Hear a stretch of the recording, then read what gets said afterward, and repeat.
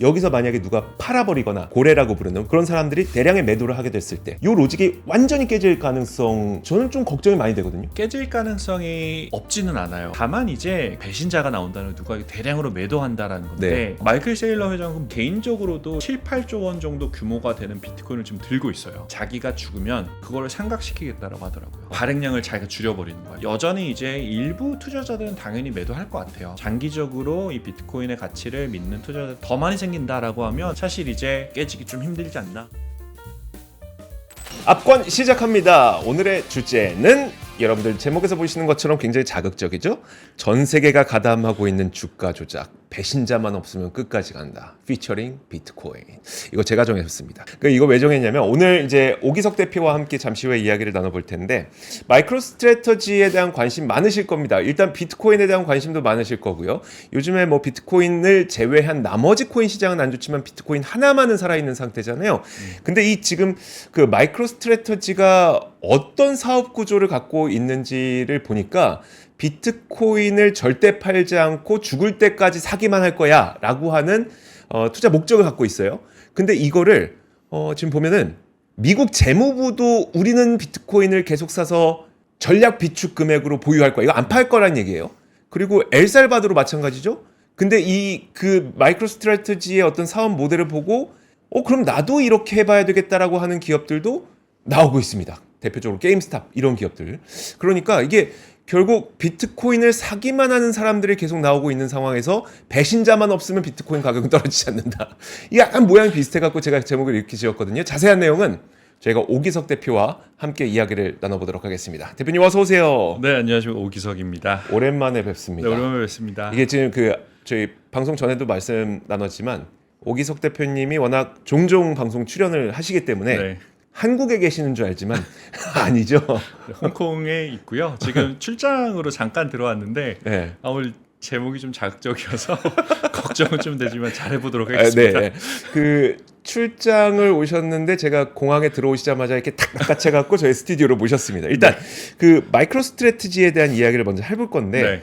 마이크로 스트래티지의 주식을 우리나라 개인 투자자분들도 굉장히 많이 보유하고 계시더라고요. 엄청나게 많이 하고 계세요. 제가 기억하는 숫자가 맞으면 그러니까 원화로 한 2조 원 이상 지금 사실 이제 네. 마이크로 스트래티지의 주식을 사고 계시고요. 네. 뭐 마이크로 스트래티지 주식 사신 이유는 뭐 여러 가지가 있겠지만 뭐 비트코인의 투자에 대한처럼 이제 사시는 경우들이 많은 게 비트코인 직접 하시려면 국내 뭐 코인 거래소 들어가셔야 되는데 네. 미국에는 사실 뭐 비트코인 ETF도 상장이 돼 있고 뭐 근데 국내 투자자들은 비트코인 현물 ETF는 못 사세요 현재는. 네. 근데 거기에 대한 대안으로 비트코인의 간접 투자 개념으로 마이크로 스트래티지를 사시고 또 수익을 보면 항상 그런 건 아니지만 뭐 좀 장기로 봤을 때 현재까지만 보면 비트코인 한 10% 정도 오르면 네. 마이크로 스트래티지 한 2배 정도 20% 가까이 오르는 그런 좀 레버리지 효과들이 있어서 한국 국내 투자자들이 좀 좋아하시는 것 같아요. 근데 저희가 그때 이제 화상으로 이제 아이템 회의를 좀 네. 하면서 마이크로 스트래티지를 그러면 다른 미국 주식 가운데 뭐보다 많이 들고 있는지 한번 비교해보자 라고 맞아요. 했을 때 딱 대표적이었었던 게 버크셔 해더웨이.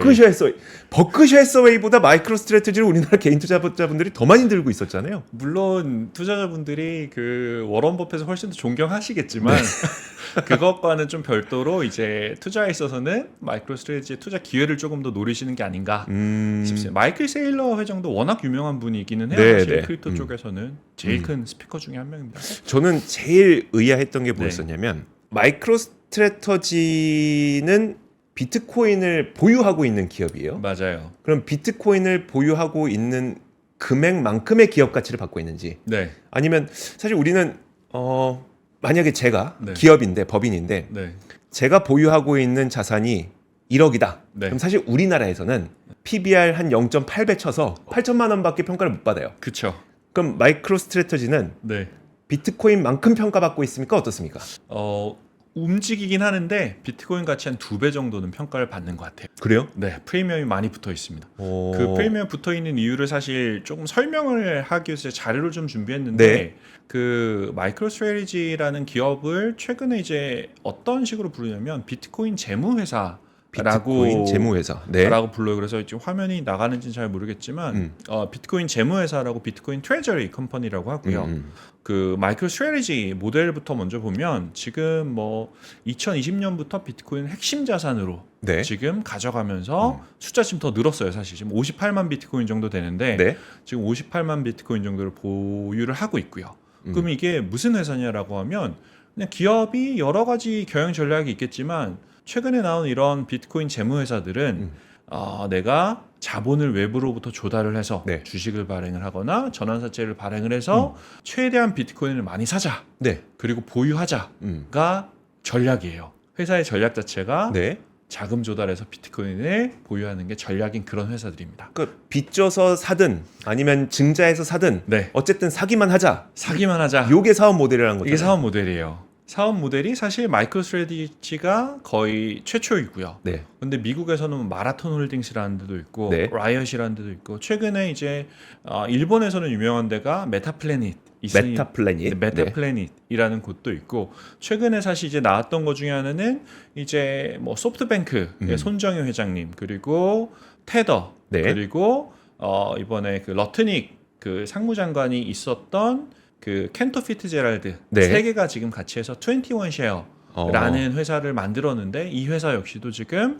한 4조 원에서 5조 원 가까운 자금을 조달을 해서 비트코인을 사겠다가 지금 기업의 목표인 이런 비트코인 재무회사들이 나오고 있어요. 한국은 아직 불가능해요. 왜냐하면 한국은 국내 기관들이 사기가 좀 힘들어요. 그래서 지금 뭐 보면 이런 식으로 이제 투자를 하고 있고요. 지금 여기가 보시는 화면이 네. 조금 전에 이제 말씀하셨던 건데 이게 제가 이틀 전 자료인 것 같고 비트코인을 지금 58만 개를 보유하고 있거든요. 그 비트코인 가격이 이거 찍었을 때는 10만 5천 불이었고 네.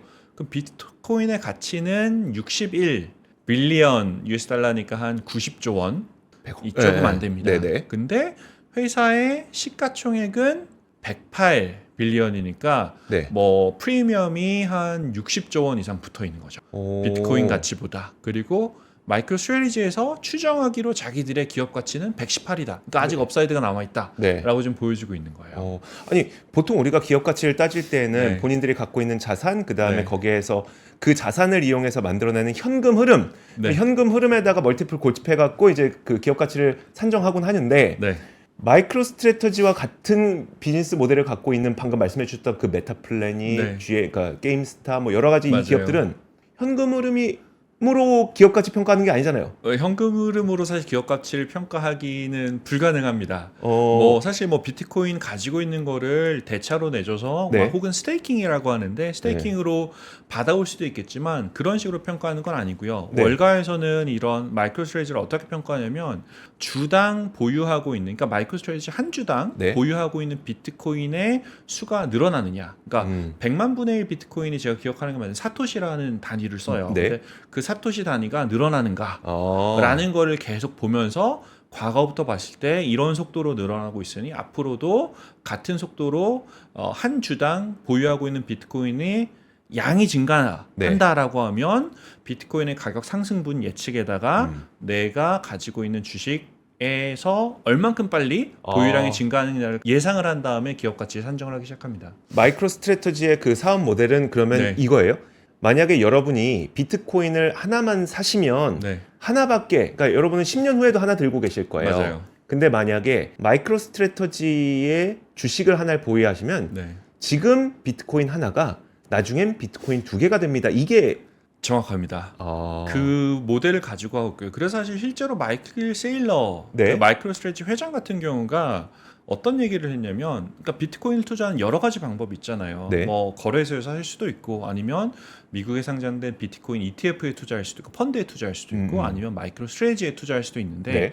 펀드 혹은 펀드로 하던 ETF로 하던 거래소에서 비트코인을 사던, 그러면 뭐 제가 뭐 100만 원이라는 돈을 바탕으로 비트코인을 샀다, 네. 펀드를 샀다라고 하면 비트코인의 수량은 변하지 않아요. 네. 제가 샀던 시점으로 뭐 0.01 비트코인이다라고 하면 시간이 지나도 계속 0.01 비트코인이죠. 네. 근데 마이클 세일러 회장은 마이클 스트래티지의 주식을 사면 지금은 0.01 비트코인이지만 1년, 2년 지나면 그게 증가할 거야. 라는 걸로 지금 계속 투자자들을 대상으로 이거는 비트코인이 그냥 투자하는 것보다 낫다라고 얘기를 하고 있어요. 그러니까 이제 우리가 기업 가치를 평가할 때 원래 EPS라는 단어를 써서 네.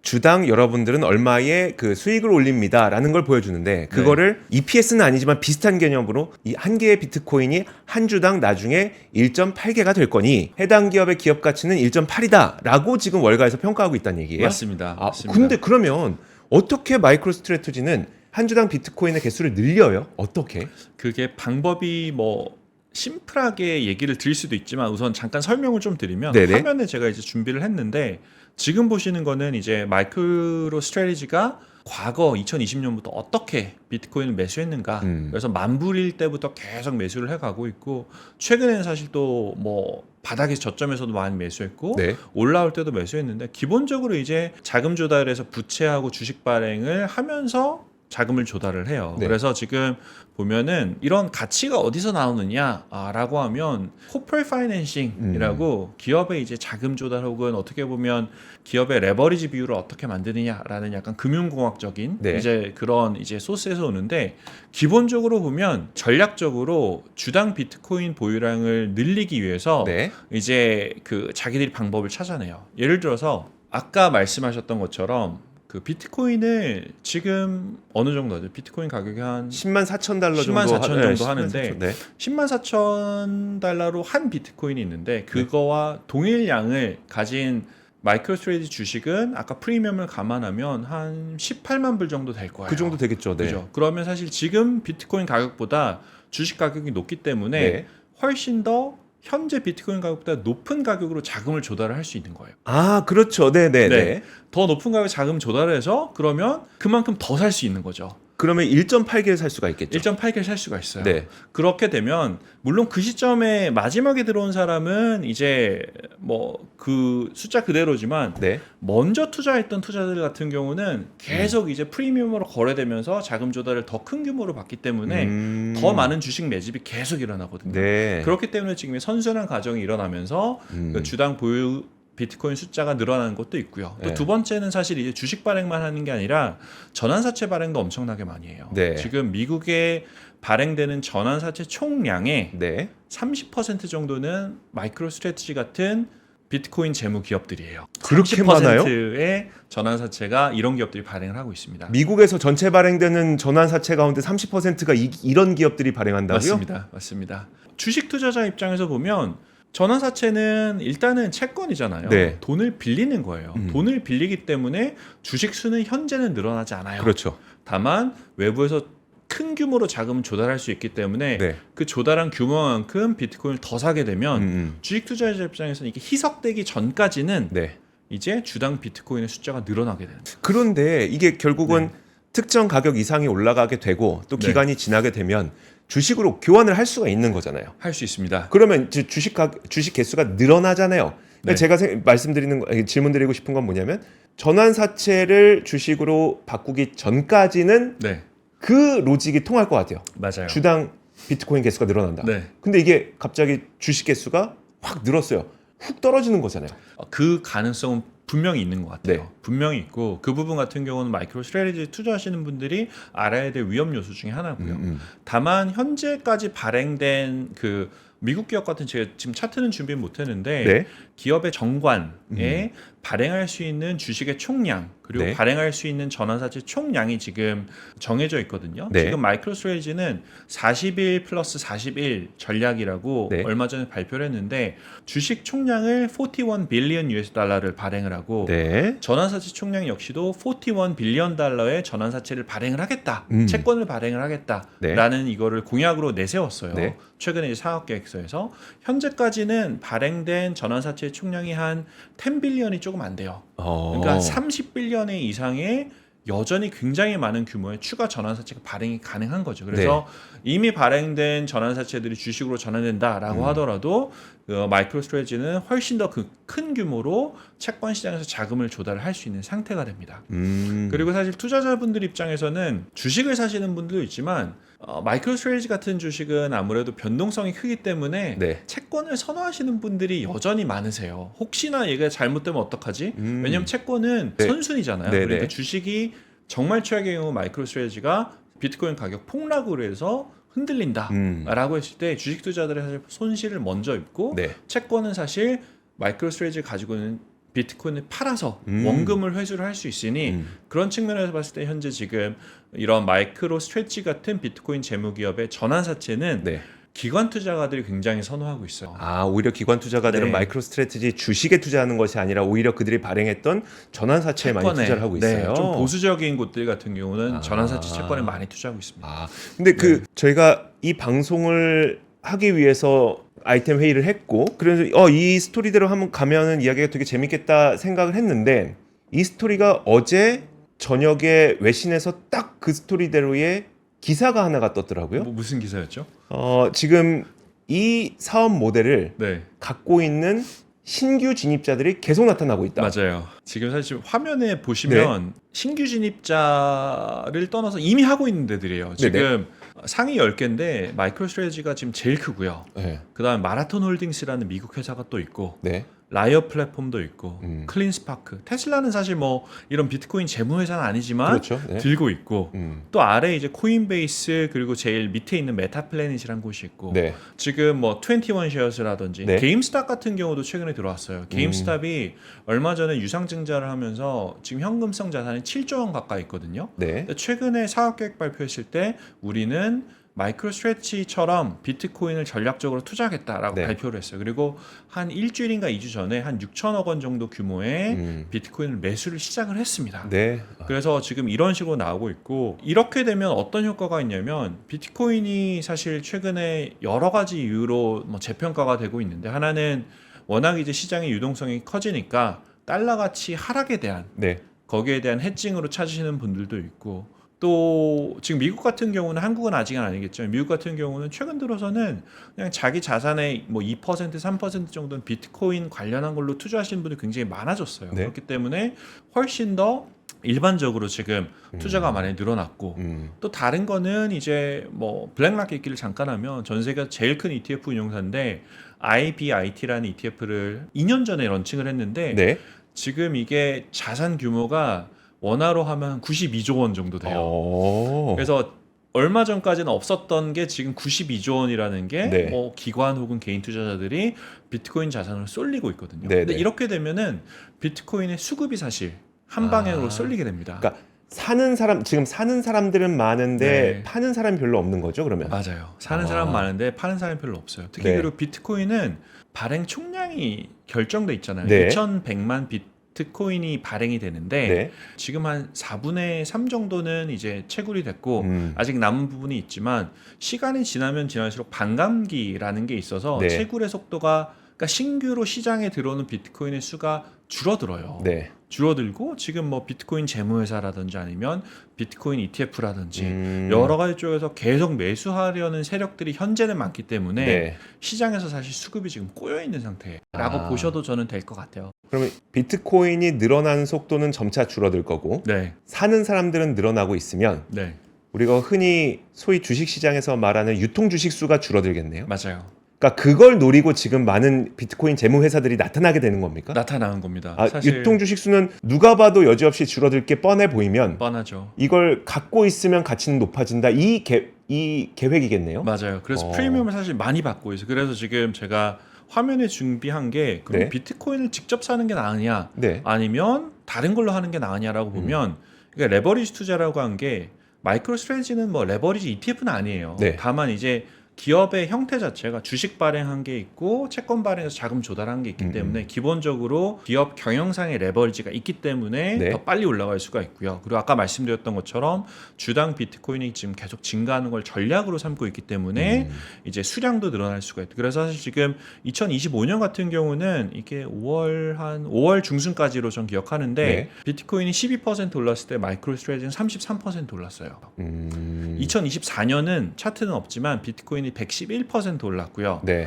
마이크로 스트래티지는 624%가 올랐어요. 100% 오를 때 620%. 네. 그래서 비트코인이 올라가는 것보다 훨씬 더 빨리 올라가는 그런 효과들을 지금 누리고 있어요. 그렇기 네. 때문에 이제 국내 투자자분들 입장에서도 비트코인을 그냥 사시는지 아니면 마이크로 스트래티지를 사실지 네. 고민하시는 분들 중에서 조금 더 공격적인 분들이시라면 뭐 이런 마이크로 스트래티지에 관심을 좀 많이 가지셨던 것 같다라는 생각이 좀 들고, 사실 또 이제 좀 전에 말씀드리긴 했지만 장기 성장성은 보시는 것처럼 뭐 통화 가치 하락도 하고 있고 네. 기관 투자가 혹은 신규 진입자들이 계속 나오고 있고요. 네. 공급량도 제한돼 있고 지금 이 차트는 블랙락에서 나온 차트인데 재밌는 게 과거 11년 동안 주요 자산군들 수익률을 보면 네. 비트코인은 천당과 지옥을 왔다 갔다 해요. 네. 지금 2014년에는 마이너스 58%인데 그 다음부터는 3번 지금 연속 1등이었고 18년은 꼴등이었다가 또 그 다음에 19년부터 연속 1등. 네. 2022년도 꼴등이었다가 그 다음부터 지금 연속 1등을 2번을 하고 있어요. 그래서 굉장히 변동성이 큰 상품이긴 하지만 누적 수익률로는 현재 존재하는 거의 대부분의 자산군 중에서 가장 빠른 게 수익률이 좋았던 게 비트코인이긴 합니다. 제가 사실 오늘 이 얘기를 준비했던 거는 제목에 딱 의도가 보이죠. 네. 주식시장과 자본시장을 좀 취재하다 보면은 네. 간간히 주가 조작 사례를 우리는 많이 목격을 맞아요. 하게 되는데 그 주가 조작이라고 하는 것들이 대체로 깨질 때 그 주가 조작이 깨지고 거기에서 이제 범죄자가 드러나게 되는 네. 그 상황을 보면은 항상 이렇습니다. 조작이라고 하는 거를 어느 누구 혼자서 못해요. 왜냐하면 자금이 딸리니까. 그러면 여러 사람들이 모여서 네. 다 같이 네가 샀다가 그 다음에 네가 사고 내 거는 네가 사고 네. 네 거는 내가 사고 네. 이런 식으로 해서 계속 가격을 올리거든요. 물론 이거 말고도 다른 형태가 있지만 그런 식으로 하다가 이러면 영원히 가야 되는데 그쵸. 어느 순간 이게 깨져요. 그게 깨지는 게 배신자가 나올 때. 배신자라고 하는 거는 누군가 갑자기 나 이제 충분히 먹었으니까 나 이제 빠질 거야. 맞아요. 딱 했을 때 나오거든요. 그 네. 말은 뭐냐면 지금 보니까 미국 재무부도 비트코인은 계속 비축한다고 하고요. 엘살바도르도 계속 비축한다고 네. 하고요. 마이크로 스트래티지도 비축한다고 하고요. 메타플래닛도 비축한다고 하고요. 네. 게임스탑도 비축한다고 하고요. 21 쉐어즈도 비축한다고 해요.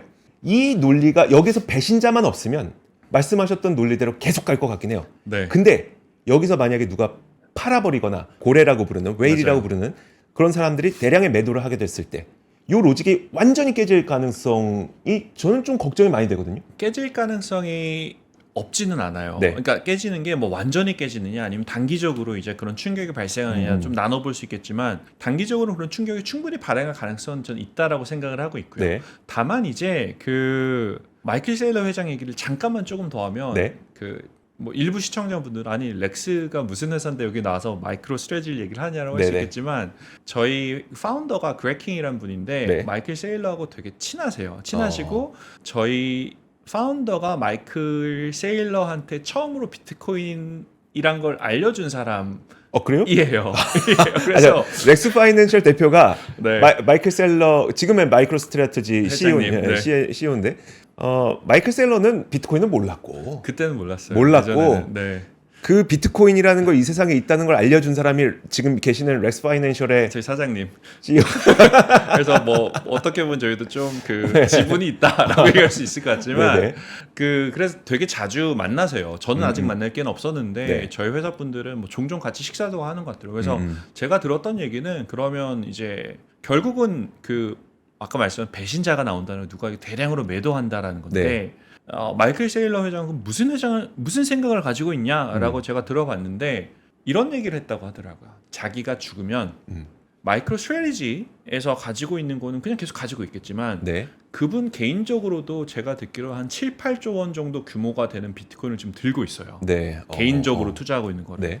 그거를 상각시키겠다라고 하더라고요. 상각이요? 상각? 없애버리겠다. 체인에서 빼서. 그러니까 발행량을 자기가 줄여버리는 거야. 주식을 자사주를 매집한 다음에 소각하는 거랑 것 똑같이 같은 유통 효과네요. 주식을 또 줄여버리겠다. 네네. 라고 이제 하고 있어요. 저는 사실 일반이기 때문에 그걸 왜 줄이지? 네.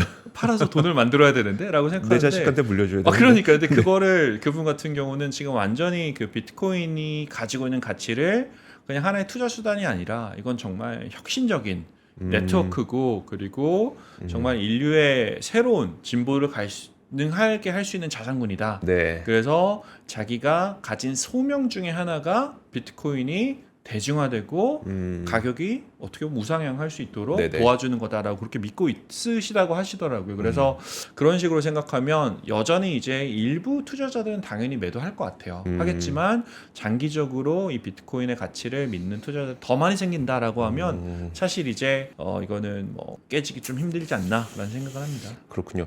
사실 이게 모든 가능성은 존재합니다. 특히 맞아요. 자본시장에서는요. 맞아요. 그래서 제가 일부러 오늘 이야기를 준비한 거는 마이크로 스트래티지가 과연 분명히 들고 있는 비트코인은 600억 달러인데 기업 가치가 1000억 달러예요. 네. 그럼 400억 달러 정도의 프리미엄을 뭐 때문에 무슨 이유 때문에 받고 있는 건데 네. 그게 이해가 안 됐었거든요. 네. 근데 오늘 말씀해 주신 걸 들어보니까 비트코인을 들고 있으면 끝까지 나는 하나밖에 못 갖고 있지만 마이크로 스트래터지를 갖고 있으면 비트코인 하나가 두 개가 되는 마법을 경험할 수 있습니다. 맞습니다. 약간 이게 그것 때문에 이제 높은 기업 가치를 평가받고 있구나라고 네. 하는 게 첫 번째로 긍정적으로 보이지만 앞서 이 구조 자체가 가격이 붕괴됐을 때는 어느 누구도 버틸 수 없는 그런 구조를 갖고 있다는 것도 맞아요. 사실 분명하다는 거. 네. 그 두 가지 양면성이 다 있다라는 맞습니다. 걸 좀 말씀을 드리고 싶기 때문에 오늘 이야기를 네. 좀 준비를 했고 우기석 대표님은 이야기를 딱 듣다 보니까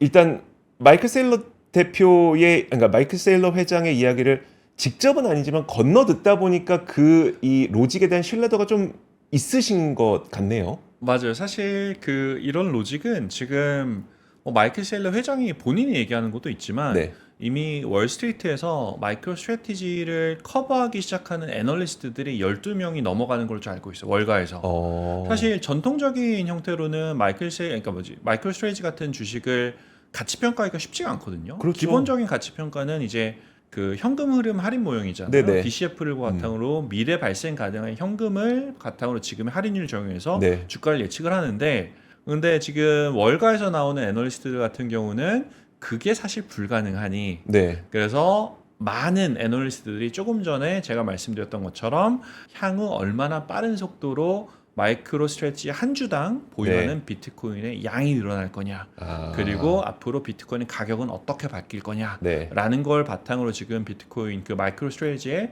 가치를 추정을 하고 있어요. 그래서 이제 그러면 비슷한 비즈니스 모델을 채택한 기업들이 늘고 있다는 말씀을 해주셨잖아요. 맞아요. 게임스탑이 그 중에 하나고 네. 21 쉐어스라고 하는 기업이 하나고 메타플래닛이 하나고 네. 그럼 이런 기업들 가운데 실력 차이 네. 그러니까 우리가 경영의 네. 실력 차이는 누가 현금을 더 많이 벌어오느냐인데 네. 그러면 이들의 경영의 실력 차이는 누가 주당 비트코인을 더 잘 늘리느냐입니까? 맞아요. 사실 그게 제일 궁극적으로는 얼마나 빨리 주당 비트코인 수량을 늘릴 수 있느냐가 네. 일 거고요. 근데 그거를 달성하기 위한 방법 중에 하나로는 그럼 내가 얼마나 시장에서 자금 조달을 잘할 거냐 가 사실 중요해요. 네. 예를 들어 주식 발행을 할 때 어떤 조건으로 발행을 할지, 채권 발행을 할 때 어떤 조건으로 발행을 할지. 그래서 그 조건을 얼마나 잘 받아올 수 있느냐 역시도 사실 이제 차이가 될 수 있다고 생각을 하고 있고요. 네. 그러면 이제 투자자들 입장에서는 선택지가 많이 생기는 거죠. 마이크로 스트래티지 채권 발행을 사도 되고 네. 게임스탑 채권을 사도 되고 21 쉐어스 소프트뱅크가 들어간 그 채권을 사도 되는데 그럼 선택지 중에서 나는 어느 회사의 채권이 혹은 나의 입장에서는 가장 빠르게 내 밸류를 올려줄 수 있을 거야 네. 라고 봤을 때는 현재로서는 사실 시장에서 가장 큰 플레이어가 마이크로 스트래티지이기 때문에 네. 가지고 있는 프리미엄이 저는 추가로 좀 더 유지가 되지 않을까 싶습니다. 지금 프리미엄을 보면은 네. 마이크로 스트래티지가 가장 높습니까? 맞아요. 제일 높고요. 게임스탑은 이제 프리미엄을 조금씩 반영하기 시작하는 단계인 것 같고요. 최근에 첫 번째 매수하지 않았어요? 첫 번째 8,000개가? 매수였어요. 그러니까 그게 첫 번째 매수였죠. 첫 게임스탑은. 번째 매수였습니다. 그래서 이제 그게 앞으로 어떤 식으로 더 매수를 하고 자금 조달을 어떻게 할지 시장에 좀 확인을 하게 되면 네. 그때부터는 이제 게임스탑의 밸류에이션이 마이크로 스트래티지와 같은 형태로 비트코인 재무회사에 훨씬 더 가깝게 되지 네. 않을까. 지금까지 사실 밈 주식이었잖아요. 그렇죠. 네. 밈 주식의 밸류에이션을 받았던 게 좀 네. 바뀌지 않을까라는 생각을 하고 있어요. 저는 그래도 좀 불안해요. 그래 불안하긴 합니다. 근데 이게 분명히 기업이잖아요. 네. 아무리 들고 있는 주당 비트코인의 개수가 늘어난다고 하더라도 네. 거기에서 일하는 직원들은 네. 월급을 받아야 되잖아요. 이 월급 뭘로 줘요? 우선은 사실 이 비즈니스는 직원이 그렇게 많이 필요하진 않아요. 네, 네. 사실 자금 조달하고 비트코인 매수 이것만 놓고 보면 사실 엄청나게 많은 직원들이 필요하지 않고요. 네. 다만 이제 마이크로 스트래티지 같은 기업이 처음부터 비트코인을 매수했던 건 아니에요. 이거는 비즈니스 인텔리전스라고 한국에서는 그거보다 오히려 이제 SI 네. 시스템 인테그레이션이라고 LG CNS라든지 삼성 SDI 같은 네, 네. 대기업들의 시스템 IT 시스템을 만들어주는. 만들어주는 회사가 중에 하나가 마이크로 스트래티지였어요. 그 비즈니스는 여전히 영위를 하고 있고요. 거기선 사실 이제 현금 흐름 혹은 이익이 발생을 하고 있고 네. 거기서 이제 직원들 월급을 많이 주고 있고요.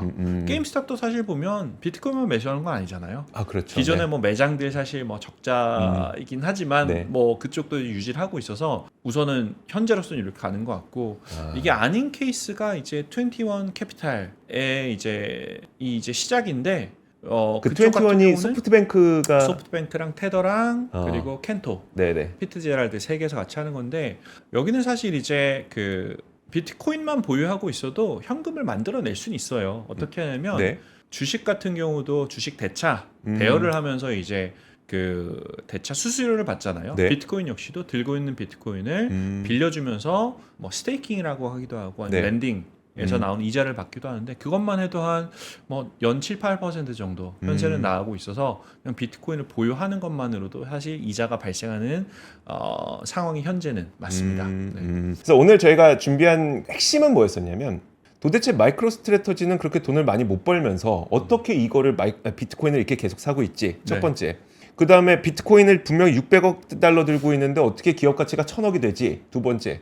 그 다음에 그러면 얘네는 앞으로 뭘 하겠다는 거지? 세 번째. 그리고 여기서 위험성은 무엇이지? 누군가 배신하면 끝난다. 네. 그것까지. 위험성은 항상 주의하셔야 됩니다. 위험성이 있다는 네. 것까지 저희가 이 구조를 한번 살펴보는 시간을 가져봤습니다.